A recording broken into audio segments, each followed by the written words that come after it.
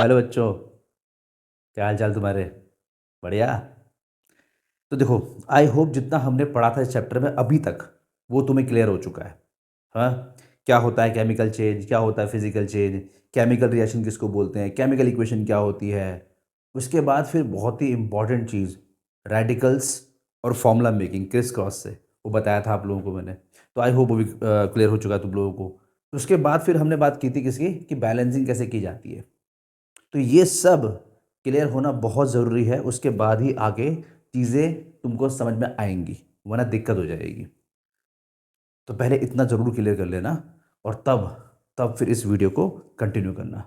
अगर पहला वीडियो नहीं देखा फिर तो कुछ पल्ले नहीं पड़ने वाला। पहला वीडियो देखो और अच्छे से देखो, प्रैक्टिस करो और फिर इस पे आओ। ठीक है, चलो करते हैं आगे। तो ये हमने पढ़ा था लास्ट टाइम, आगे बढ़ते हैं। बात करते हैं कैरेक्टरिस्टिक की, कि कैरेक्टरिस्टिक्स क्या होती हैं केमिकल रिएक्शन की। तो बच्चों बात सुनो, जब भी केमिकल रिएक्शन होती है ना, तो हमें कुछ चीज़ें देखने को मिलती हैं। केमिकल रिएक्शन की कुछ विशेषताएं होती हैं, कुछ स्पेशलिटी होती है ना। कुछ लक्षण होते हैं जो हमको देखने को मिलते हैं, कि भाई और हम समझ जाते हैं केमिकल रिएक्शन हो चुकी है। अगर हमारे सामने ये चीज़ें दिख रही है ना, तो हमें एक बात क्लियर हो गई कि केमिकल रिएक्शन हो चुकी है। अब जैसे कौन कौन चीज़ें हो गई, सबसे पहले तो एवोल्यूशन ऑफ गैस। जब भी केमिकल रिएक्शन होगी तो गैस बाहर निकलेगी। रिएक्शन के बाद क्या होता है, कुछ ऐसी कंडीशंस बनती हैं, तो रिएक्टेंट आपस में रिएक्ट करते हैं इस तरह से कि कई बार देखने को मिलता है कि गैस बाहर निकल रही है। तो पहला कैरेक्टरिस्टिक क्या हो गया, एवोल्यूशन ऑफ गैस। क्या, एवोल्यूशन ऑफ गैस, ठीक है। दूसरा कैरेक्टरिस्टिक क्या है आपका, चेंज इन कलर। तो जब भी केमिकल रिएक्शन होगी तो ऐसा देखने को मिलता है कि कलर में चेंजेस आते हैं। आपने रिएक्शन करी और रिएक्शन करने के बाद आपने ऐसा नोटिस किया कि कलर चेंज हो गया।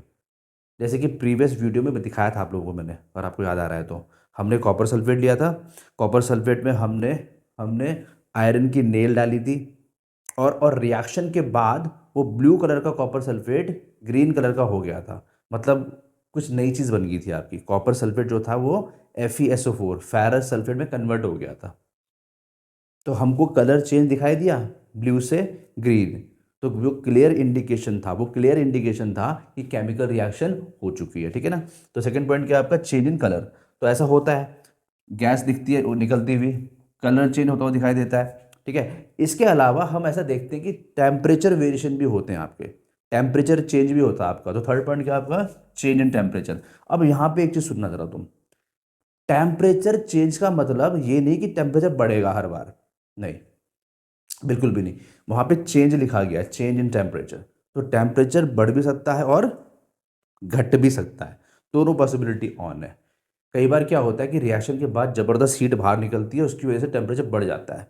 और कई बार क्या होता है कि रिएक्टेंट जो होते हैं वो कंज्यूम करते हैं हीट को, वो बाहर से हीट को लेते हैं, तो उस कंडीशन में टेम्परेचर घटता है। तो इसीलिए यहाँ पे चेंज लिखा गया, चेंज इन टेम्परेचर, कि जो तुम्हारा टेम्परेचर है वो चेंज होता है, वो चेंज होता है, ठीक है। नेक्स्ट आपका चेंज इन स्टेट। भाई सीधी सी बात है कि ऐसा देखने को मिलता है कि जो आपके रिएक्टेंट्स है, रिएक्टेंट्स इररिस्पेक्टिव कि उनकी स्टेट क्या है। चलो मैं आपको एग्जांपल समझाता हूँ। लेट सपोज के दो रिएक्टेंट आपके H2 और O2 है ना। H2O2 दोनों गैस फॉर्म में है।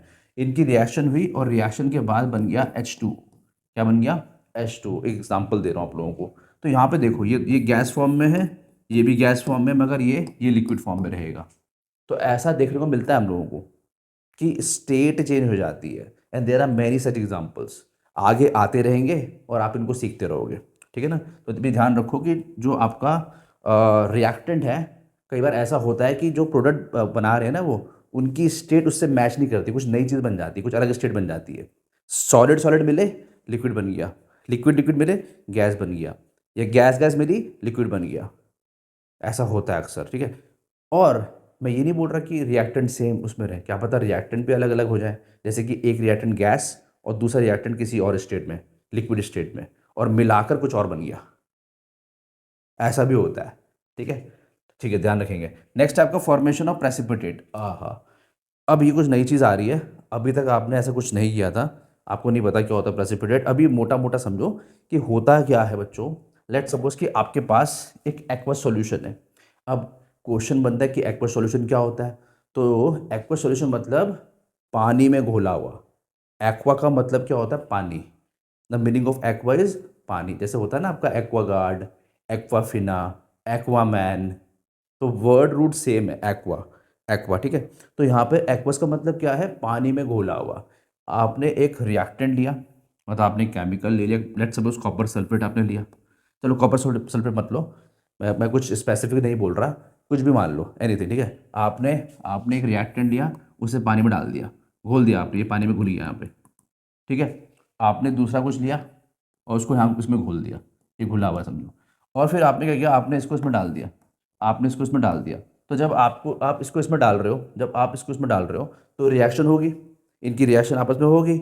और रिएक्शन के बाद ऐसा देखने को मिलेगा कि जो दो चीज़ें बनेगी ना, जो दो प्रोडक्ट बनेंगे ना आपके, रिएक्शन के बाद जो दो प्रोडक्ट बनेंगे ना आपके, उनमें से एक प्रोडक्ट जो होगा वो पानी में नहीं घुलेगा, वो पानी में नहीं घुलेगा, वो इनसॉल्युबल रहेगा। और उसी इनसॉल्युबल वाले को हम बोलते हैं प्रेसिपिटेट। तो basically precipitate is nothing but an insoluble solute, an insoluble solid, है ना। मतलब सीधी सी बात है, एक एक ऐसी चीज़ जो पानी में नहीं घुल पा रही है, जो पानी में नहीं घुल रही है, पानी में नहीं घुल रही है, आपको अलग ही दिखाई दे रही है फिर वो, और आपको उसका कलर दिखाई दे रहा है, ठीक है। अभी के लिए इतना काफ़ी है, आगे आपने पूरा इसको डिटेल में पढ़ना है। तो देखो, अगर एग्जांपल देखो आप, ये देखो इसका एग्जांपल है, ये रिएक्शन करवा रहे हैं हम लोग, हमने इसको इसमें डाला डाला और आपको दिख रहा होगा, देखो ये पीला पीला कुछ दिख रहा होगा आपको, तो ये क्या है, ये प्रेसिपिटेट है। ये क्या है बच्चों, प्रेसिपिटेट है ये, ठीक है। ये आपको क्यों दिख रहा है ऐसा, बिकॉज ये घुल नहीं पाया। अगर ये घुल जाता तो फिर तो आपको आपको कुछ दिखता ही नहीं, वो तो फिर ट्रांसपेरेंट बन जाता ना। आपको दिख रहा है बिकॉज ये नहीं घुल रहा है पानी में, इसी को बोलते हैं प्रेसिपिटेट। इसी को बोलते हैं क्या, precipitate. An insoluble solid which separates out in a chemical reaction, ठीक है, सिंपल भाषा में बात करें तो। और आगे आपको उसको ढंग से लिखाएंगे, क्योंकि अभी आपको पढ़ना है आगे प्रेसिपिटेशन रिएक्शन, उसके अंदर आता है डिटेल में, ठीक है। अभी के लिए इतना समझ लो कि कुछ ऐसा होता है आपका प्रेसिपिटेट, राइट। तो अगर किसी रिएक्शन में प्रेसिपिटेट बन जाए, अगर किसी रिएक्शन में प्रेसिपिटेट बन जाए तो आप समझ जाना रिएक्शन हो चुकी है। आपने दो एक्वस फॉर्म में सब्सटेंस लिए, आपने एक को एक में गियर दिया और आपने देखा अंदर कुछ सॉलिड जैसा कुछ बन गया जो उसमें घुल नहीं पा रहा, तो समझ जाना कि प्रेसिपिटेट बन गया है, बन गया है, तो रिएक्शन हो चुकी है, रिएक्शन हो चुकी है, ठीक है। चलो आगे बढ़ा जाए। अभी देखो ये कुछ एग्जांपल्स हैं, आप देख सकते हो कि इन सब में क्या हो रहा है आपका, मतलब हमको दिख रहे हैं, कैरेक्टरिस्टिक दिख रहे हैं हमको। ये देखो यहाँ गैस गैस निकल गई, होगी रिएक्शन। यहाँ देखो, यहाँ पे क्या है आपका, हीट और लाइट बाहर निकल रही है, टेम्परेचर बढ़ रहा है, होगी रिएक्शन। यहाँ देखो कलर चेंज हो गया, जंग लग गया, होगी रिएक्शन। यहाँ देखो प्रेसिपिटेट बन गया, यहाँ पे होगी रिएक्शन, होगी रिएक्शन, ठीक है। ये गैस निकल रही है, रिएक्शंस हो रही है। ये देखो पीपीटी बन रहा है, रिएक्शन हो गई है। चलो भाई आगे बढ़ते हैं। देन अब थोड़ा बहुत इसको देखते हैं हम एक एक करके। हालांकि आपको बता चुका हूँ मैं, ये एग्जांपल आप जानते हो, हमने इसका देखा था एक्सपेरिमेंट, कि हमने क्या किया, हमने कॉपर सल्फेट लिया, उसमें हमने लोहे की कील को डाला, और लोहे की कील को डालने के बाद हमने ऐसा नोटिस किया कि जो ब्लू कलर का कॉपर सल्फेट था वो कुछ टाइम बाद ग्रीन कलर का फेरस सल्फेट बन चुका है, उसमें कन्वर्ट हो चुका है। वो कन्वर्ट तो खैर क्या बोलूँ, रिएक्शन हो चुकी है आपकी, रिएक्शन हो चुकी है और कुछ नई चीज़ बन गई है आपकी, ठीक है। तो इसको लिख के दिखाता हूँ आप लोगों को मैं। अभी रिएक्शन तो आगे आपने पढ़नी है ही, तो हो सके तो हल्का फुल्का अभी से याद करना शुरू करो, बेटर रहेगा। आगे तो आपको याद करना है ही इसको, जब आप डिस्प्लेसमेंट रिएक्शन पढ़ोगे। तो अभी देखो यहाँ पे देखो हो क्या रहा है, आपने कॉपर सल्फेट लिया था, हाँ जी लिया था। कॉपर सल्फेट जो था वो एक्वस फॉर्म में था, इसमें था एक्वस फॉर्म में था। थोड़ी सी इन्फॉर्मेटिव बना रहे हैं अपनी रिएक्शन को हम, है ना। याद होगा आप लोगों को कैसे बनाते हैं ज़्यादा इन्फॉर्मेटिव रिएक्शन को, स्टेट दे के, स्टेट बता दो कि किस स्टेट में है वो, टेम्परेचर बता दो, प्रेशर बता दो और कैटलिस्ट बता दो, है ना। तो आपने कॉपर सल्फेट लिया एक्वस फॉर्म में, आपने फिर एक लोहे की कील डाली इसमें। वैसे लोहे का कलर जो होता है ना बच्चों, ग्रेश होता है, ग्रेश, तो ग्रे कलर का है, चाहो तो लिख दो।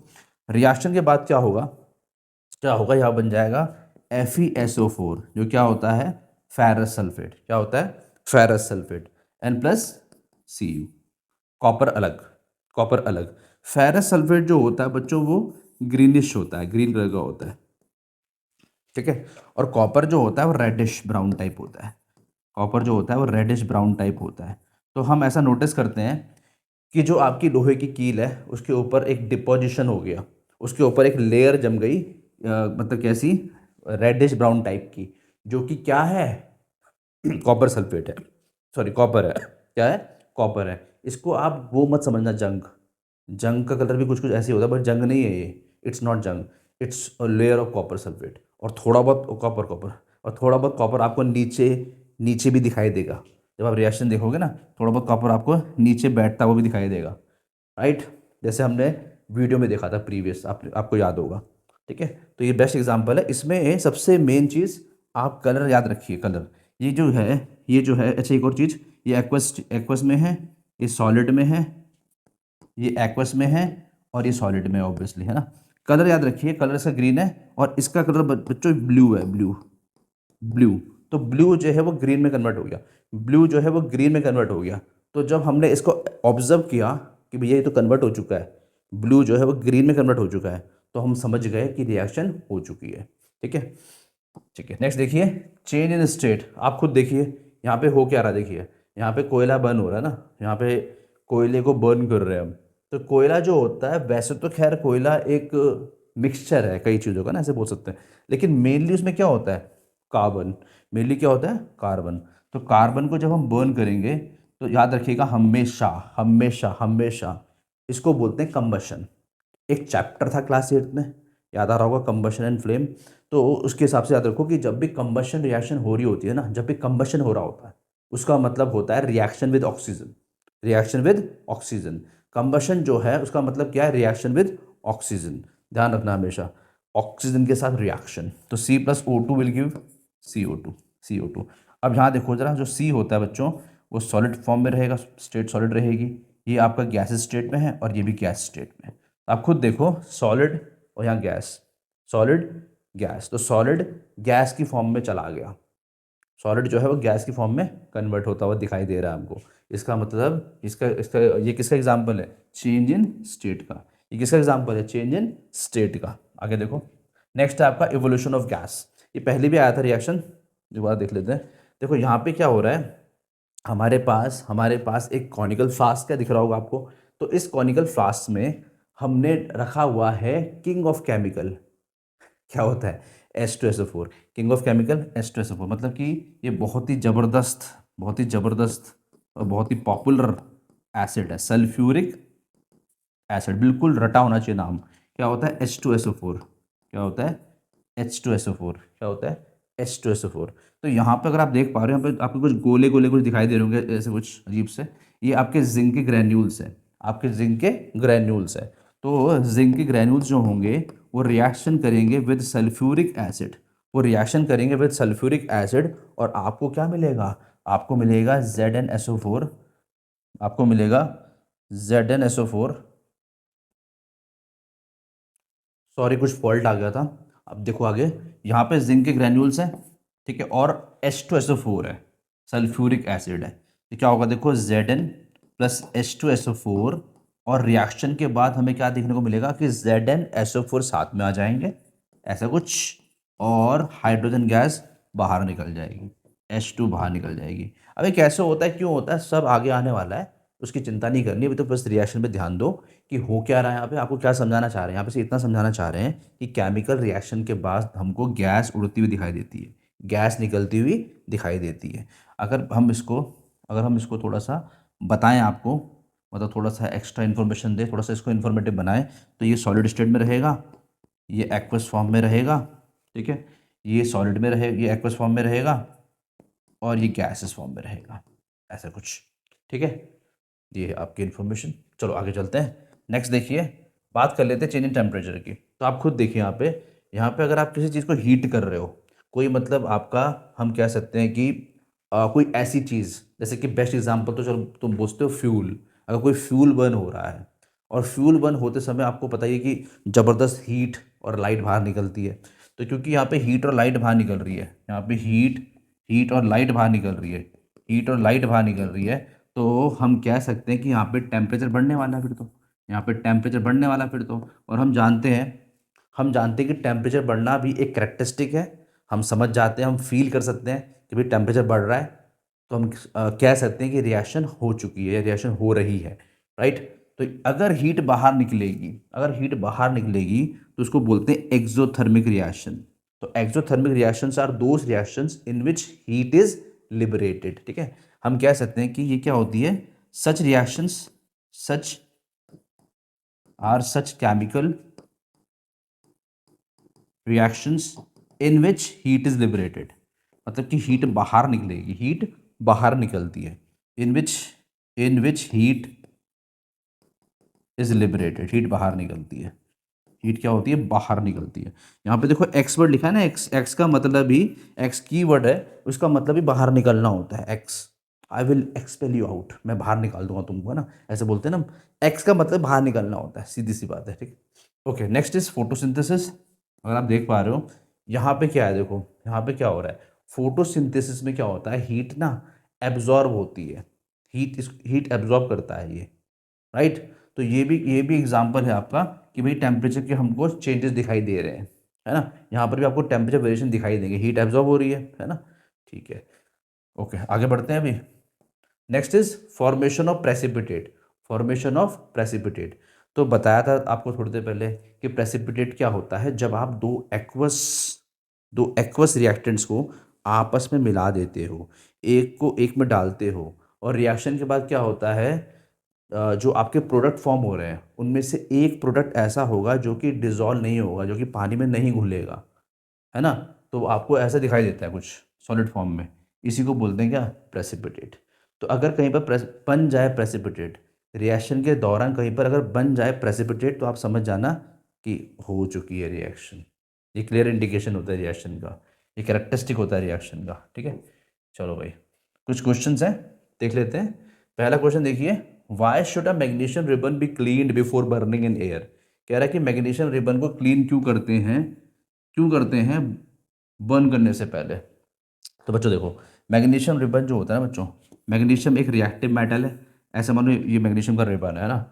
मैग्नीशियम रिबन के ऊपर ना बच्चों एक लेयर लगी होती है, किसकी, ऑक्साइड की, है ना। मैग्नीशियम जो है जिसका सिंबल Mg होता है, इसके ऊपर एक लेयर जमी हुई है, किसकी, ऑक्साइड की, एक ऑक्साइड की लेयर जमी हुई है। अब ये जो ऑक्साइड की लेयर है, ये क्या है, बेसिकली ये MgO है, मैग्नीशियम ऑक्साइड है। ठीक है, अब अगर तुम इसको हीट करने की कोशिश करोगे ना, तो ये ऑक्साइड की लेयर एक तरह से ना, हम कहते हैं कवर कर देती है मैग्नीशियम को, ऊपर से कवर कर देती है। अब क्योंकि मैग्नीशियम डायरेक्ट कांटेक्ट में नहीं आ रहा है विद ऑक्सीजन, है ना, तो फिर वो रिएक्शन हो ही नहीं पाती, वो रिएक्शन ढंग से हो नहीं पाती है। तो क्या करना पड़ेगा हमको, पहले हमको इसको यहाँ से रब करना पड़ेगा। ठीक है, आपको यहाँ से इसको क्लीन करना पड़ेगा, रब करना पड़ेगा। तो रब का मतलब यहाँ पर है कि आप क्या करो, आप इसे रब कर दो, किससे, सैंड पेपर से। रब विद सैंड पेपर सबसे बेस्ट है। वो होता है ना आपका, क्या बोलते हैं, रेग मार्क वाला पेपर, उससे आप रब कर दो। उससे क्या होगा, ऑक्साइड की लेयर ब्रेक हो जाएगी, घिस जाएगी, निकल जाएगी, और अंदर से आपको अच्छा सा, सुंदर सा, प्यारा सा मैग्नीशियम दिखाई देगा, जो कुछ कुछ ग्रेज कलर का होता है। फिर आप इसे हीट करना शुरू कर दो। यहाँ पे जब हीट करोगे, इसको जब आप हीट करोगे, तो गर्मी मिल रही है इसको, हीट मिल रही है इसको, और साथ में यहाँ से ऑक्सीजन भी इसके कांटेक्ट में आ जाएगी, बिकॉज एटमॉस्फेयर में अच्छी खासी क्या होती है, ऑक्सीजन। तो वो इसके कांटेक्ट में आ जाएगी और रिएक्शन चालू हो जाएगी, और ये पूरा रिबन बर्न कर जाएगा, पूरा रिबन बर्न हो जाएगा। ठीक है, और आपको बताया था मैंने कि जब भी मैग्नीशियम रिबन बर्न होता है, तो उसमें से बहुत ही ज़बरदस्त हीट और लाइट बाहर निकलती है, और डेजलिंग फ्लेम्स निकलते हैं ना। जो आपके फ्लेम्स होते हैं वो डेजलिंग फ्लेम्स होते हैं, फ्लेम निकलती है आपकी, बहुत ही चमकदार। और उसमें क्या होती है, आपकी यूवी रेज होती है, तो थोड़ा डेंजरस भी होता है, उसको डायरेक्ट देखना नहीं है। ठीक है, ओके, तो ध्यान रखेंगे इसको, इसीलिए इसको घिसना पड़ता है, ताकि ऊपर से उसकी लेयर निकल जाए, ऊपर से मैग्नीशियम ऑक्साइड की लेयर निकल जाए। तो हम कह सकते हैं कि इसे घिसना चाहिए, इसको क्लीन करना चाहिए, to remove the layer of oxide, remove the layer of oxide. उसके ऊपर जो एक ऑक्साइड की लेयर है, उसको निकालने के लिए उसको रब करना चाहिए, सो दैट रिएक्शन आराम से हो जाए। ठीक है, आगे आप लिख लेना खुद ही। नेक्स्ट आपका, right the balance equation for the following. तो ये आसान सी रिएक्शन है, हमने पहले भी की थी, तो आई होप आपको आता ही है। तो चलो कर देते हैं फटाफट से। H2 hydrogen plus Cl2 gives HCl।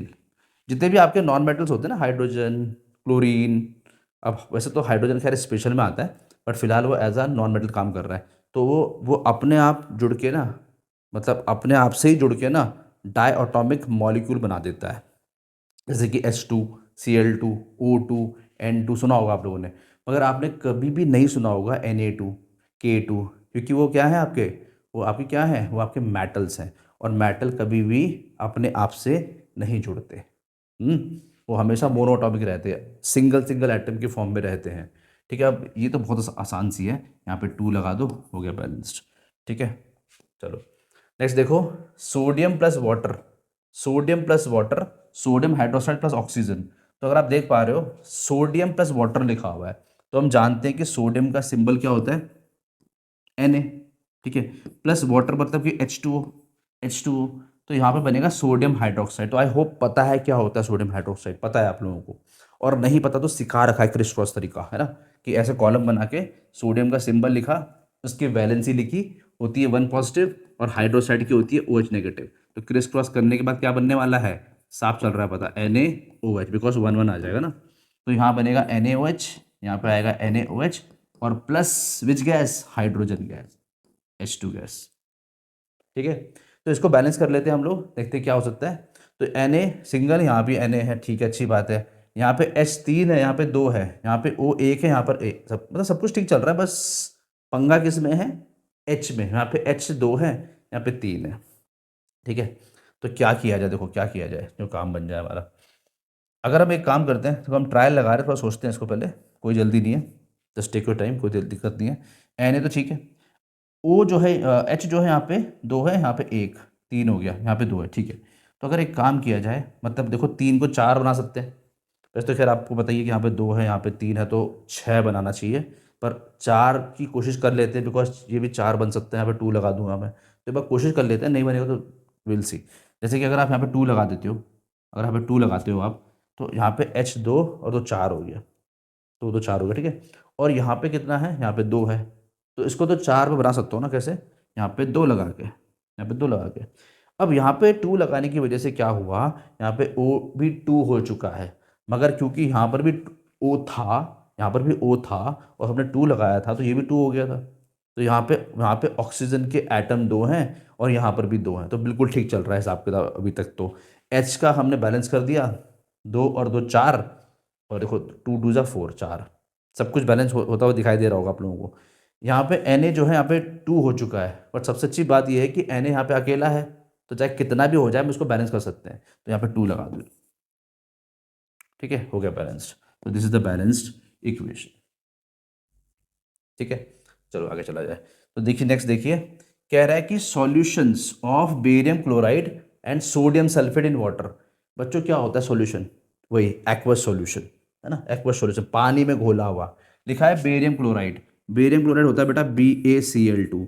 बताया था मैंने आपको कि बेरियम जो होता है वो अंडर 20 नहीं आता है, मगर उसकी वैलेंसी याद करना बहुत इंपॉर्टेंट है। बेरियम हो गया, जिंक हो गया, दे आर वेरी इंपॉर्टेंट, हमेशा आपके टिप में होने चाहिए, हमेशा आपको लर्न होने चाहिए। तो Ba होता है 2 पॉजिटिव, और Zn भी होता है 2 पॉजिटिव, काफ़ी काम के हैं ये, इंपॉर्टेंट है बहुत ज़्यादा। तो BaCl2 और प्लस BaCl2 प्लस प्लस क्या, सोडियम सल्फेट Na2SO4। सोडियम होता है Na1 पॉजिटिव, सल्फेट होता है SO4 2 नेगेटिव, क्रिस क्रॉस करेंगे Na2SO4 बन जाएगा। ठीक है, आई होप बात क्लियर भी। इन वाटर मतलब कि aqueous, react to give insoluble. अब देखो यहाँ लिखा है इनसॉल्युबल, तो इसका मतलब ये क्या है, प्रेसिपिटेट, है ना, क्योंकि प्रेसिपिटेट घुलता नहीं है। दो हमने चीज़ें एक्वस फॉर्म में ली, आपस में मिलाई, दो नई चीज़ बन गई, उनमें से एक नहीं घुल रही थी, मतलब कि प्रेसिपिटेट, और एक घुल जाएगी। ठीक है, and the solution of sodium chloride, तो यहाँ पे बन रहा तुम्हारा BaSO4 and solution of sodium chloride NaCl, NaCl ये बनेगा तुम्हारा, ये बनेगा तुम्हारा, ठीक है ना। तो इसको बैलेंस कर लेते हैं, तो यहाँ पे Ba सिंगल, यहाँ पे सिंगल, SO4 Na2 ठीक है। यहाँ पे देखो, अगर आप देख पा रहे हो बहुत इजी रिएक्शन है, सिर्फ और सिर्फ यहाँ पे 2 लगा दीजिएगा, सारा का सारा खेल निपट जाएगा। आप खुद देखिए, यहाँ पे Cl2 है, Na2 है, यहाँ पे 2 लगाने पे Na2 हो गया और Cl भी 2 हो गया। बाकी Ba तो बैलेंस्ड है और SO4 भी बैलेंस्ड है, आप चेक कर लीजिए। ठीक है, तो ओके, नेक्स्ट देखिए फटाफट से। नेक्स्ट आपका sodium hydroxide solution in water react with hydrochloric acid solution in water to produce sodium chloride solution and water. तो देखते हैं, तो sodium hydroxide solution in water मतलब कि वही एक्वा सॉल्यूशन। तो आप लीजिएगा NaOH sodium hydroxide plus plus HCl, ठीक है। और ये आपको क्या दे रहा है, ये आपको क्या दे रहा है, ये आपको दे रहा है सोडियम क्लोराइड एंड वाटर। इसका मतलब NaCl और plus H2O, NaCl plus H2O। अब यहाँ पे इसको बैलेंस कर देते हैं हम लोग। तो ध्यान दीजिएगा ज़रा, Na एक है, Na एक है, ठीक है। OH मतलब कि यहाँ पे O एक है, यहाँ पर भी O एक ही रहेगा। यहाँ पे H दो हो गए, यहाँ पे दो है, ठीक है। यहाँ पे Cl एक है, यहाँ पे भी एक है। इसका मतलब क्या हुआ, इसका मतलब तो बैलेंस्ड है पहले से ही, क्या है, ऑलरेडी बैलेंस्ड, ठीक है। तो जो पहले से बैलेंस्ड है उसको फालतू छेड़ने का नहीं, कहीं आप बेफालतू अपने आप 2 3 4 पे डाले जा रहे हो, नहीं। जब पहले से ही बैलेंस्ड है, खत्म, बात ही खत्म, ठीक है। छोड़ दो उसको, बैलेंस हो चुका है ऑलरेडी वो। टाइप्स ऑफ केमिकल रिएक्शंस बात कर लेते हैं। देखो बच्चों, इसमें अगर आप देख पा रहे हो, ए प्लस बी मिलकर बना रहे हैं ए बी मिलकर बना रहे हैं ए बी। तो बच्चों होता क्या है ना, ये फर्स्ट टाइप की रिएक्शन आपकी है, तुम ऐसे बोल सकते हो। इसमें होता क्या है, दो सिंपल चीज़ें मतलब कि ऐसे बोल सकते हो कि दो सिंपल एलिमेंट्स या सब्सटेंसेस बोल दो, वो आपस में कंबाइन होंगे and then they will form some complex compound या सम कॉम्प्लेक्स सब्सटेंस, ठीक है। तो चीज़ें कंबाइन हो रही हैं और कुछ नई चीज़ बन रही है आपकी जो कि थोड़ी कॉम्प्लेक्स है। हाँ, तो ऐसी रिएक्शन को बोलते हैं कॉम्बिनेशन रिएक्शन। क्या बोलते हैं बेटा, कॉम्बिनेशन रिएक्शन। जब सिंपल चीज़ें आपस में मिलकर कुछ कॉम्प्लेक्स चीज़ बना देती हैं, ठीक है। नंबर नेक्स्ट देखिए, just the opposite of combination. इसमें क्या है, एक कॉम्प्लेक्स चीज़ सिंपल चीज़ में ब्रेक हो रही है ना। एक कॉम्प्लेक्स सब्सटेंस है, एक कॉम्प्लेक्स कंपाउंड है जो ब्रेक हो रहा है सिंपलर सब्सटेंसेस में। या तो एलिमेंट फॉर्म में ब्रेक हो जाएगा, एक एलिमेंट एक कंपाउंड बन जाएगा, या कुछ भी हो सकता है, क्या पता दो डिफरेंट कंपाउंड बन जाए, ऐसे भी हो सकता है, डिपेंड करता है। तो ये तुम ऐसे बोल सकते हो कि कॉम्प्लेक्स सब्सटेंस ब्रेक हो गया सिंपलर सब्सटेंसेस में। तो इसका नाम बेटा होता है decomposition reaction. We call it decomposition reaction. और ये जस्ट अपोजिट होता है किसका, कॉम्बिनेशन का, ठीक है। नेक्स्ट देखिए, अगर आप देख पा रहे हो, AB+C गिव्स AC+B। मतलब देखो सुनो, AB कोई कोई आपका कंपाउंड है, उसकी रिएक्शन हुई C के साथ, और पता क्या हो रहा है यहाँ पे, कहानी ये चल रही है कि जो C है वो ज़्यादा रिएक्टिव है। C जो है ज़्यादा रिएक्टिव है किससे, B से। C जो है B से ज़्यादा रिएक्टिव है, तो वो B को धक्का मार के अलग कर देगा और खुद उसकी जगह ले लेगा, उसको डिस्प्लेस कर देगा। क्या होगा, AC+B। तो सी ने बी को डिस्प्लेस कर दिया, ठीक है ना। इसी को बोलते हैं डिस्प्लेसमेंट रिएक्शन, इसे बोलते हैं डिस्प्लेसमेंट रिएक्शन। अभी आपने थोड़ी देर पहले एक एग्जांपल देखा था, जैसे कि मैं बताया तो आप लोगों को, ऐसा कुछ देखा था आप लोगों ने जहाँ पे तुम्हारा ऐसा कुछ था, Zn+H2SO4, जिंक के ग्रेन्यूल्स वाला एग्जाम्पल है ना। उसमें क्या हुआ था, जिंक क्योंकि ज़्यादा रिएक्टिव होता है हाइड्रोजन से, जिंक जो है वो H से हाइड्रोजन से ज़्यादा रिएक्टिव होता है, तो उसको धक्का मार के अलग कर देगा, उसको अलग फेंक देगा वो और खुद उसकी जगह ले लेगा। मतलब कि आसान भाषा में बोले तो उसे डिस्प्लेस कर देगा। तो क्या बनेगा, देखो यहाँ बनेगा Zn+SO4+H2, वो डिस्प्लेस हो गया, H2 क्या हुआ, डिस्प्लेस हो गया, ठीक है ना। तो ऐसी रिएक्शन होती है डिस्प्लेसमेंट रिएक्शन। लास्ट है आपकी, इसमें क्या होता है, जैसे दो कंपाउंड आपके ABCD है ना, उन कंपाउंड्स को आपने घोला पानी में, कुछ कुछ कहानी बन रही है। कंपाउंड घोला पानी में मतलब क्या, एक्वस, क्या, एक्वस, और फिर आपने उसको उसमें डाल दिया, आपने इसको उसमें डाल दिया। तो जब आप इसको डालते हो तो आपको याद होगा कि उसमें क्या होता है, एक ना इनसॉल्युबल चीज़ बनती है, जिसे हम क्या बोलते हैं, प्रेसिपिटेट बोलते हैं ना। तो इन्हीं रिएक्शन में प्रेसिपिटेट बनता है आपका। तो देखो AB+C D आपको मिल गया AD+BC या CB। मतलब बेसिकली हुआ क्या ना, एक्सचेंज ऑफ आयंस हो गया। अभी आगे बताऊंगा मैं, इसमें इतना समझो कि इसको बोलते हैं डबल डिस्प्लेसमेंट, मतलब कि दोनों ने एक दूसरे को डिस्प्लेस कर दिया, डबल डिस्प्लेसमेंट, एक्सचेंज हो गया आपस में, तू मेरे साथ मैं तेरे साथ। जैसे कि मानो ए बी आपस में बड़े मज़े से रह रहे थे, ठीक है, और प्लस सी डी आपस में रह रहे थे मज़े से, मगर अब दोनों के दोनों ए और बी और सी और डी आपस में रह रहे के बोर हो गए, बड़े परेशान हो गए, है ना। तो रिएक्शन हुई और एक्सचेंज हो गया, सब कुछ हिसाब किताब एक्सचेंज हो गया, ये इसके साथ और ये इसके साथ हो गया, है ना। तो क्या हो जाएगा, ए डी और प्लस बी सी या सी बी, जो बोलना चाहो बोलो, ये ऐसे एक्सचेंज हो चुका है, ठीक है। अभी आपको आगे कराऊंगा ढंग से, तब एकदम क्लियर हो जाएगा। अब जितना बता रहा हूँ दिमाग में डालते रहो बस, ठीक है। चलो भाई आगे चलें, फिर अब हम पढ़ते हैं डिटेल में किसको, कॉम्बिनेशन रिएक्शन को। Let's talk about combination reaction. तो जैसे बताया था आप लोगों को मैंने कि कॉम्बिनेशन रिएक्शंस वो रिएक्शंस होती हैं जिसमें सिंपलर चीज़ें आपस में कंबाइन होकर कॉम्प्लेक्स चीज़ बनाती हैं, है ना। तो लेट्स सी द डेफिनेशन, क्या बोल रहा है, अ direct combination reaction is a reaction. जो डायरेक्ट कॉम्बिनेशन रिएक्शन है वो ऐसी रिएक्शन होती है जिसमें वेयर टू और मोर एलिमेंट्स और कंपाउंड, टू और मोर एलिमेंट्स और compounds combine to form a single compound. इसमें एक चीज़ ज़रूर ऐड कर लेना आप, एक चीज़ ऐड कर लेना आप लोग, यहाँ पे आप लोग एक चीज़ लिख दीजिएगा कि a direct combination reaction is a reaction, a direct combination reaction is a reaction where two और मोर एलिमेंट्स और compounds combine to form a single compound, form a single complex compound बोल देते हैं, बेटर रहेगा, ठीक है, थोड़ा सा और अच्छा रहेगा। Combine to form a single complex compound.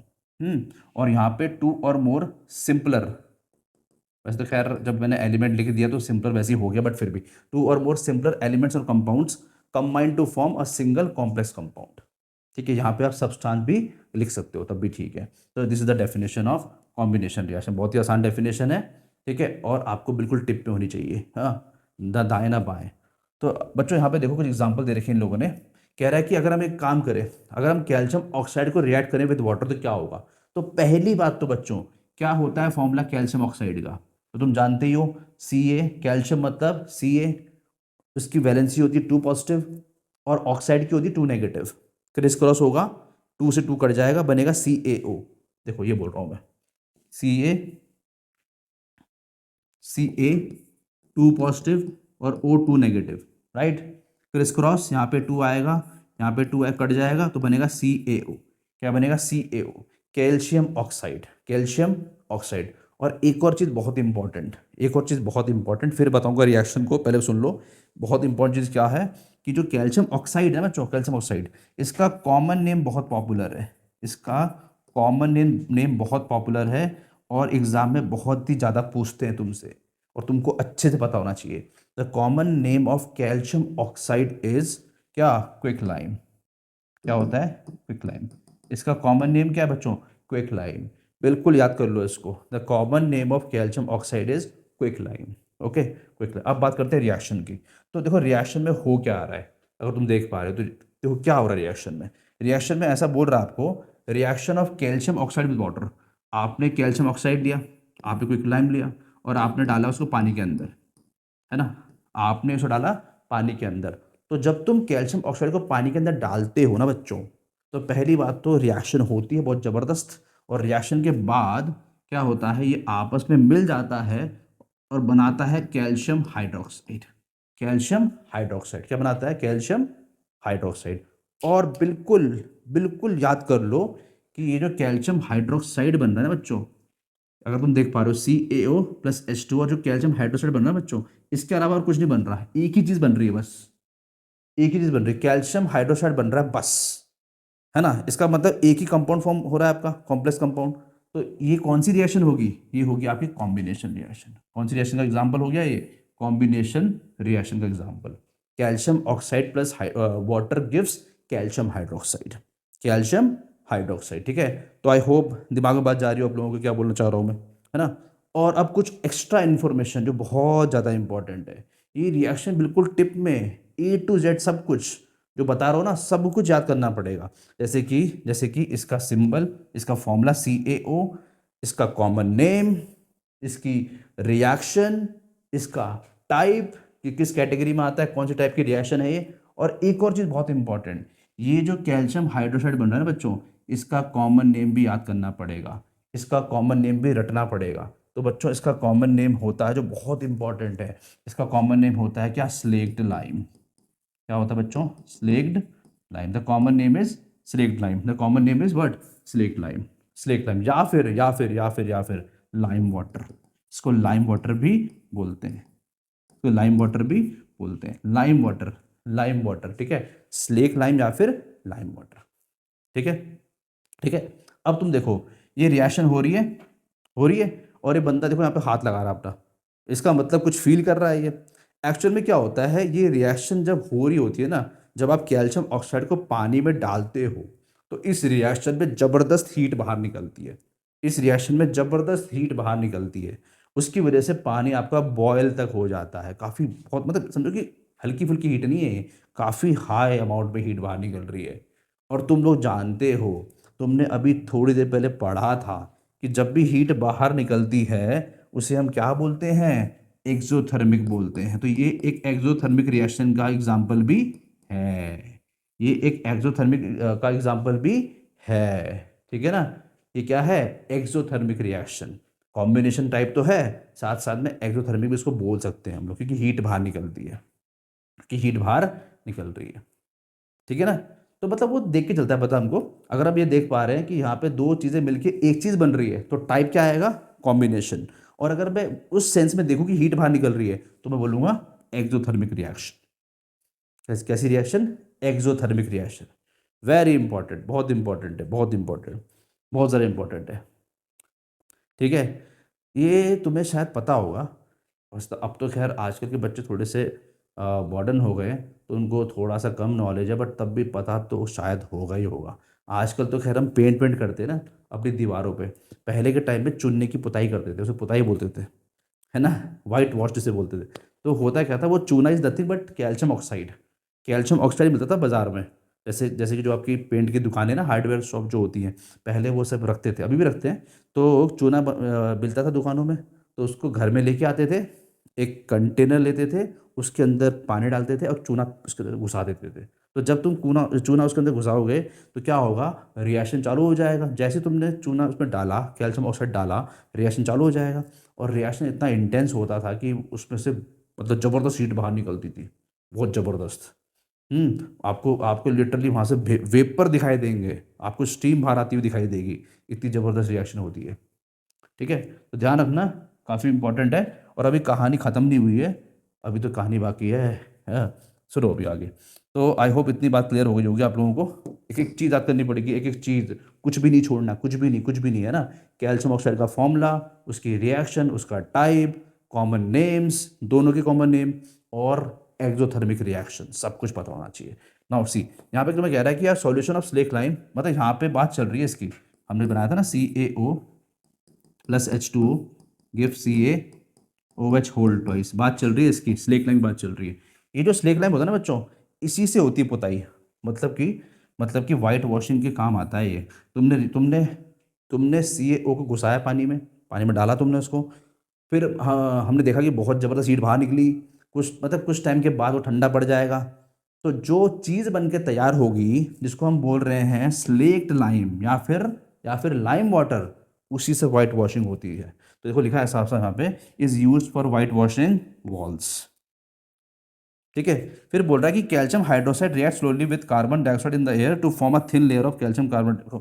एक और चीज़ आपको याद करनी पड़ेगी, और ये तो समझो कि एज अ मंत्र की तरह याद करना पड़ेगा। क्या है देखो, ये जो तुम्हारा कैल्शियम हाइड्रोक्साइड है ना बच्चों, ये जो कैल्शियम हाइड्रोक्साइड है, ये कैल्शियम हाइड्रोक्साइड जो होता है, वो एटमॉस्फेयर में जो तुम्हारी कार्बन डाइऑक्साइड प्रेजेंट है, आपको पता है कि हमारे एटमॉस्फेयर में कार्बन डाइऑक्साइड होती है, हालांकि बहुत ज़्यादा अमाउंट में तो नहीं होती, पर होती तो है ना। तो ये रिएक्ट करता है CO2 के साथ, it will react with CO2। ये रिएक्ट करेगा कार्बन डाइऑक्साइड के साथ, ठीक है। और क्या बनाएगा? CaCO3, calcium carbonate. क्या बनाएगा? कैल्शियम कार्बोनेट प्लस H2O, ये बनाया कैल्शियम कार्बोनेट। अब इसको बिल्कुल लर्न कर लो, इसको बिल्कुल आप लर्न कर लीजिए, दिमाग के अंदर फिट कर लीजिए कि ये जो तुम्हारा कैल्शियम कार्बोनेट बन रहा है ना, ये बड़ा सुंदर होता है, बड़ा ही मतलब वाइट कलर का होता है, बिल्कुल वाइट होता है ये। तो इसी की वजह से दीवारों को एक शाइन मिलती है, बहुत प्यारी सी शाइन मिलती है, because of the formation of calcium carbonate. ठीक है, और इसका कॉमन नेम भी याद करना पड़ेगा। कैल्शियम कार्बोनेट तो इसका हम कह सकते हैं कि केमिकल नेम है, इसका कॉमन नेम भी रटना पड़ेगा। इसका कॉमन नेम बच्चों होता है लाइमस्टोन। क्या होता है बेटा? लाइमस्टोन। क्या होता है? लाइमस्टोन। लाइमस्टोन हो गया, मार्बल हो गया, चॉक हो गया, हर किसी का फॉर्मूला, हर किसी का फॉर्मूला CaCO3 ही होता है। ध्यान रखो, हर किसी का फॉर्मूला CaCO3 होता है। मतलब कि हम कह सकते हैं कि केमिकली तो सब सेम है, बस सब फिजिकली अलग अलग है। मार्बल और हम कह सकते हैं chalk, they are different physically, but chemically they all are same. Chemically they are what? Calcium carbonate. ठीक है, आई होप बात क्लियर होगी। देखो यहाँ पे लिखा हुआ साफ साफ कि layer of calcium carbonate on the wall. Calcium carbonate is formed, ये भी याद कर सकते हो, मतलब थोड़ा टाइम लगता है क्योंकि CO2 थोड़ी कम होती है, तो रिएक्शन धीरे धीरे होती है। तो after 2 to 3 days of white washing and give a shiny finish the wall. बड़ा ही प्यारा लगता है। तो it is interesting to note that the chemical formula for marble is also CaCO3। बताया आपको मैंने कि तुम देखो, लाइमस्टोन हो गया, मार्बल हो गया, चॉक हो गया, सैंडस्टोन हो गया, हर किसी का फॉर्मूला CaCO3 होता है। हर किसी का फॉर्मूला CaCO3 होता है। They are different physically, but chemically they all are CaCO3। केमिकली सबके सब क्या हैं? CaCO3 हैं, CaCO3 हैं, कैल्शियम कार्बोनेट है। ठीक है ना? अब ये तुम्हारी रिस्पॉन्सिबिलिटी आगे, ये तुम खुद करने वाले हो, इसको बैलेंस्ड। ठीक है, ये मैं नहीं कराऊंगा, आप खुद इसको बैलेंस करना, और बिल्कुल करना पड़ेगा, है ना? ये नहीं कि आगे चले गए, चाहो तो पॉज कर दो और बैलेंस करो जरा रिएक्शंस को, और फिर आगे बढ़ो। ठीक है, मैं तो आगे बढ़ रहा हूँ। तो नेक्स्ट देखो, बात कर लेते हैं, थोड़ा सा आगे बात कर लेते हैं कि ये जो रिएक्शन थी ये कैसी थी? एक्सोथर्मिक रिएक्शन थी। आपको बता चुका हूँ मैं ऑलरेडी, ये रिएक्शन कैसी रिएक्शन है? एक्सोथर्मिक रिएक्शन है। और सबसे बड़ी बात, आप जानते हो कि एक्सोथर्मिक रिएक्शन मतलब क्या होता है? जिसमें हीट बाहर लिबरेट होती है, जिसमें हीट बाहर निकलती है ना? तो इसमें हीट जो थी बाहर निकल रही थी, राइट? और कॉमन नेम बताया आपको मैंने कैल्शियम ऑक्साइड का, क्या होता है? क्या होता है? Quick lime. क्विक लाइम है ना? क्विकली बताना है, क्विकली एकदम, कोई पूछे तो फटाफट बता दो। The common name of calcium oxide is quick lime. क्या? Quick lime. ठीक है, ठीक है, चलो, ठीक है, आगे चला जाए। और अभी जो आपने रिएक्शन देखी थी इससे पहले वाली, जब मैंने कहा था कि जो तुम्हारा स्लेक लाइम है, वो आपकी जो आसपास CO2 है उससे रिएक्शन करके CaCO3 बनाता है। ये काफ़ी इम्पॉर्टेंट रिएक्शन है। एक्चुअल में ये टेस्टिंग भी होती है किसकी? It is also testing of CO2। अगर आपको कहीं भी कार्बन डाइऑक्साइड की टेस्टिंग करनी है, आप चाहते हो चलो यार टेस्ट करते हैं कि CO2 है या नहीं है, तो टेस्टिंग करने के लिए बेस्ट है ये। ठीक है, हम इसको एज अ मंत्रा याद कर सकते हैं कि carbon dioxide turns lime water milky. इसको बिल्कुल मंत्र की तरह रट लो, carbon dioxide turns lime water milky. अब मिल्की क्यों बोल रहा हूँ मैं? बिकॉज आपको पता है कि जो CaCO3 बना था, जो कैल्शियम कार्बोनेट बना था, जो CaCO3 बना था, आफ्टर द रिएक्शन वो बिल्कुल सफ़ेद कलर का था, शाइनी सफ़ेद कलर का था। इसीलिए मिल्की बोल रहे हैं हम। इसीलिए क्या बोल रहे हैं? मिल्की बोल रहे हैं। टेस्टिंग है किसकी? CO2 की। जिसकी CO2 की। मगर क्या ये कंफर्म टेस्टिंग है क्या? क्या इससे हम श्योर हो जाते हैं कि मतलब कि जो आपका सब्सटेंस है, मतलब जो आपकी गैस है वो CO2 वो CO2 है? क्या ये कंफर्मेशन के साथ बोल सकते हैं? तो ये भी ध्यान रखो कि नहीं नहीं नहीं, कंफर्मेशन के साथ नहीं बोल सकते। ठीक है, मैं बता दूँ क्या बोलना चाह रहा हूँ, यहीं पर कर लेते हैं। देखो, जैसे कि अगर आपको टेस्ट करना है, आपको टेस्ट करना है कि कोई गैस जो है वो अ, वो गैस जिससे बात कर रहे हो वो CO2 है या नहीं है। ठीक है, मतलब कि ऐसे समझो, रिएक्शन करिए आप लोगों ने, एक कोई रिएक्शन हुई टेस्ट ट्यूब के अंदर और यहाँ से गैस बाहर निकल रही है, यहाँ से गैस बाहर निकल रही है, तो आपको कंफर्मेशन चाहिए कि ये CO2 है या नहीं है। तो पहले तो एक चीज़ ध्यान रखो कि CO2 जो होती है उसकी कुछ पहचान होती है। सबसे पहली पहचान उसकी होती है, नंबर वन पहचान होती है ब्रिस्क एफर्वेसेंस, है ना? ब्रिस्क एफर्वेसेंस मतलब कहने मतलब मेरा ये है कि उसमें से बबलिंग, मतलब बबल्स बाहर निकलते हैं। जो गैस है वो ऐसे बबल्स की फॉर्म में ऐसे बाहर निकलती है। आपको बहुत ज़बरदस्त खलबली टाइप की दिखाई देगी, बबलिंग दिखाई देगी, ऐसे बबलिंग दिखाई देगी। तो अगर ऐसे बबलिंग हो रही है तो पहला इंडिकेशन तो है कि हाँ भैया हाँ, हो सकता है CO2, हो सकता है CO2, ठीक है। सेकंड, जो एक गैस है, अगर मैं इस गैस को डालूं स्लेक लाइम के अंदर, यहाँ पे स्लेक लाइम मान लो, इसके अंदर स्लेक लाइम है, अगर इस गैस को घुसा दूं स्लेक लाइम के अंदर, ये स्लेक लाइम मान लो तुम, ये आपका स्लेक्ड लाइम है। स्लेक लाइम का सिंबल का फॉर्मूला क्या होता है? स्लेक लाइम का फॉर्मूला क्या होता है? CaOH होल ट्वाइस, बिल्कुल टिप पे होना चाहिए, CaOH होल ट्वाइस। तो अगर तुम इस गैस को यहाँ डालते हो तो आपको बताया था मैंने कि carbon dioxide turns lime water milky, lime water milky. तो काफ़ी हद तक तो श्योरिटी हो ही चुकी है कि ये तुम्हारा CO2 है। मगर अब ज़रा सुनिएगा क्या बोल रहा हूँ मैं। एक्चुअल में होता क्या है देखो, अगर आप ये देखो इस रिएक्शन में क्या होता है, देखो इसमें होता क्या है, देखो इसमें तुम्हारा CaOH whole twice plus CO2 it will give you, ये आपको देगा CaCO3 और प्लस H2O। तो होता क्या है बच्चों, इसमें क्योंकि CaCO3 पानी में नहीं घुलता है, इसीलिए सफ़ेद सफ़ेद कलर तुमको दिखाई देता है ना। मगर सबसे बड़ी दिक्कत परेशानी ये है कि ऐसा कुछ ऐसा ना, बिल्कुल सेम बिहेवियर ना कुछ और गैस भी कर सकती हैं। मतलब कि कार्बन डाइऑक्साइड जो है वो मिल्की बना रही है किसको, किसको, लाइम वाटर को हो, ये काम कुछ और गैस भी कर सकती हैं। जैसे कि SO2 भी ये काम कर सकती है, वो भी लाइम वाटर को मिल्की बना सकती है। तो इसका मतलब थोड़ा बहुत तो कन्फ्यूज़न है भैया अभी भी कि CO2 है या नहीं है। तो 100% अगर कंफर्म होना चाहते हो तो तुम क्या करोगे? अब काफ़ी इंपॉर्टेंट चीज़ है, एग्जाम में डायरेक्ट पूछते हैं। अगर तुमको 100% कन्फर्मेशन चाहिए, अगर 100% कन्फर्मेशन चाहिए तो क्या करोगे तुम, क्या करोगे तुम? अगर 100% कन्फर्मेशन चाहिए तो तुम क्या करोगे, क्या करोगे तुम, क्या करोगे तुम? एक काम करोगे, तुम एक काम करोगे, ये जो तुम्हारा बन गया है ना CaCO3 प्लस H2O, तुमने क्या करा, तुमने एक टेस्ट ट्यूब लिया या जो भी तुम यूज़ कर रहे हो एक्सपेरिमेंट के लिए, तुमने वो लिया, तुमने उसमें CO2 डाला। अब क्योंकि वो तो मिल्की हो चुका है, because we know this thing कि carbon dioxide turns lime water milky.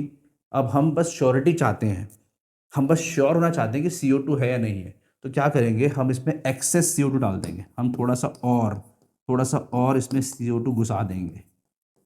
हाँ ठीक है, इसमें थोड़ा सा और CO2 और घुसा देंगे और डाल देंगे। तो हम ऐसा देखते हैं, हम ऐसा नोटिस करते हैं कि जो मिल्की कलर था ना, जो मिल्की कलर बना था ना, वो डिसअपेयर हो जाएगा, वो गायब हो जाएगा। अब क्वेश्चन बनता है सर ऐसे कैसे गायब हो जाएगा? तो सीधी सी बात है, ऐसा इसलिए होगा बिकॉज रिएक्शन होगी और रिएक्शन के बाद अब बन जाएगा कैल्शियम बाइकार्बोनेट, कैल्शियम बाइकार्बोनेट्स, ये CaCO3 whole twice, CaHCO3 whole twice, CaHCO3 whole twice, इसे बोलते हैं कैल्शियम बाइकार्बोनेट। तो ये जो कैल्शियम बाइकार्बोनेट बन रहा है ना बच्चों, ये घुल जाता है, ये घुल जाता है। इसका नाम क्या है बच्चों? Calcium bicarbonate, calcium bicarbonate, radicals में लिखाया था आपको मैंने बाइकार्बोनेट। बाइ का मतलब जिसमें H होता है, जिसमें H आता है। तो यहाँ पे जो कैल्शियम बाइकार्बोनेट है ये पानी में घुल जाता है, और जो भी चीज़ पानी में घुल जाती है तो फिर कलर नहीं दिखता आपको, आपको वो ट्रांसपेरेंट दिखाई देगा। तो इसीलिए कलर गायब हो चुका है, सफ़ेद कलर गायब हो गया। हम्म आपने देखा, आपने देखा कि बबलिंग हो रही थी, ठीक है, थोड़ा श्योर हो गए आप।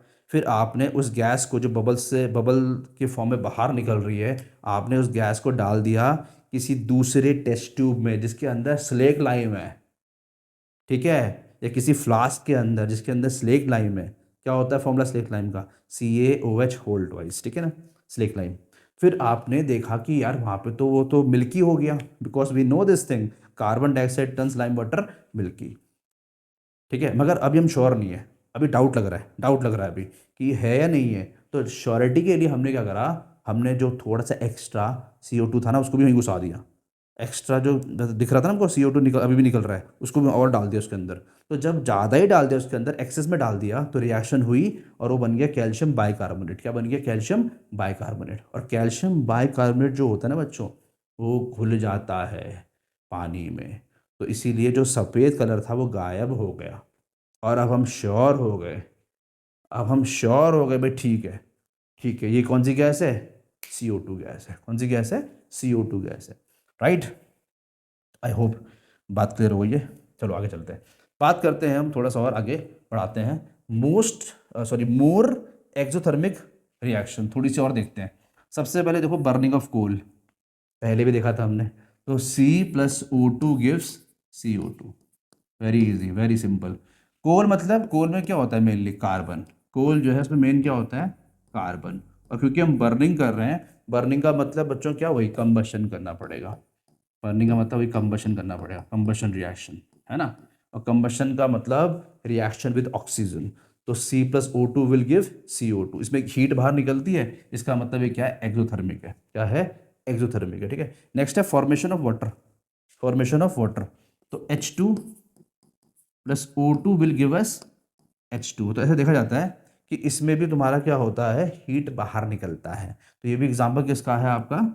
किसका एग्जांपल है? एक्सोथर्मिक का एग्जांपल है। नेक्स्ट आपका बर्निंग ऑफ हाँ हाँ, अब कुछ अलग चीज आ रही है। Burning of natural gas. Natural gas, have you heard about CNG? वो तो सुना होगा, कंप्रेस नेचुरल गैस, CNG ना। तो CNG जो होता है वो तो कंप्रेस्ड नेचुरल गैस है। अभी उसकी बात नहीं कर रहे, हम बात कर रहे हैं सिंपल नेचुरल गैस की। सिंपल नेचुरल गैस की जो CNG होता है वो तो कंप्रेस फॉर्म में होता है, तो लिक्विड फॉर्म में कन्वर्ट हो जाता है।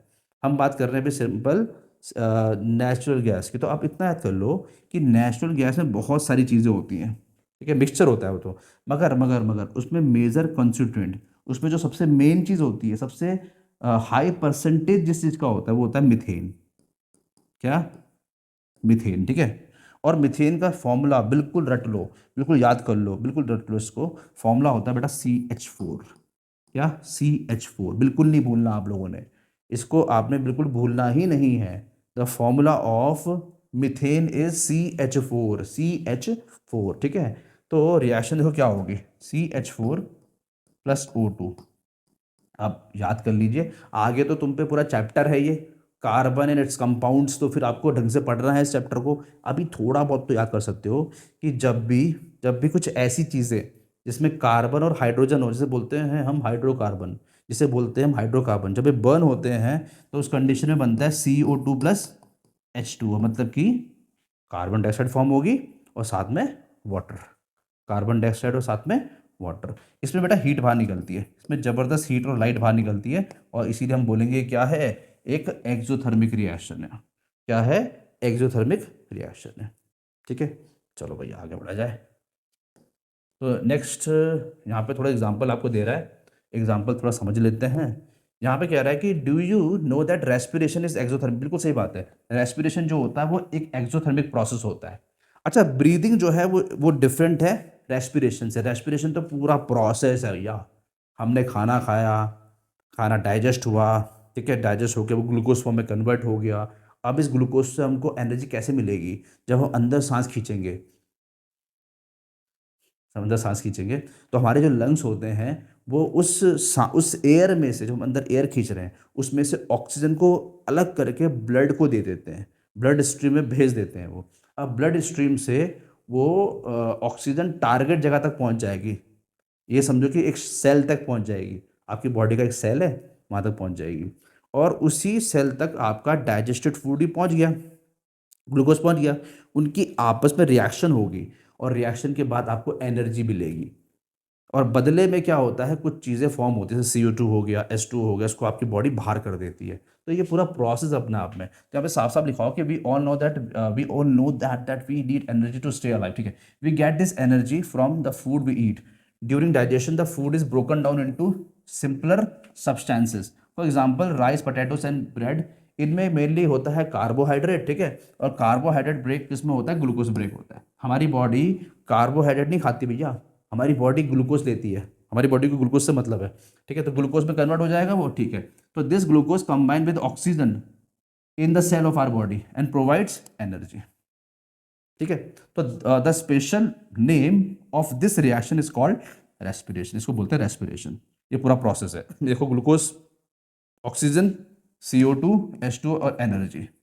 एनर्जी बिल्कुल इसको याद करना पड़ेगा आप लोगों को, दिमाग के अंदर फिट करना पड़ेगा, क्योंकि हम बाहर फेंक रहे हैं गर्मी को।